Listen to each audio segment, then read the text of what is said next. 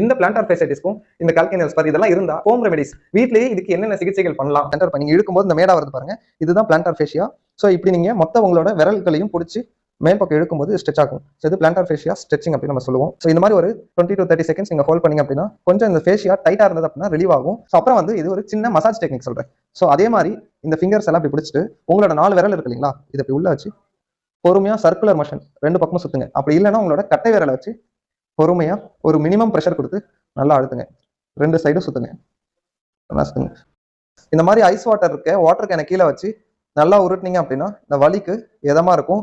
குழந்தைங்க விளையாடுற ஒரு ரப்பர் பாலை இது மாதிரி நம்மளோட குதிக்காலுக்கும் பாதத்துக்கும் நடுவில் வச்சுட்டு இந்த மாதிரி உருட்டுறதன் மூலயமா நம்மளோட பிளான்டார் ஃபேஷியா ரிலீஸ் ஆகும். இந்த பொசிஷன்ல நின்றுக்கிட்டு காலை நல்லா இந்த மாதிரி எக்கி எக்கி கீழே விடணும். நம்ம குதிக்கால் கீழே ஃபுல்லா தொங்கணும், நம்மளோட நுனி பாதம் மட்டும் தான் படணும். அதே மாதிரி 2 கையால முடிஞ்ச வரைக்கும் சப்போர்ட் வச்சு பண்ணீங்கன்னா இது கொஞ்சம் ஈஸியா இருக்கும். இதையும் 10 முதல் 15 முறை மேல தூக்கி தூக்கி விட்டு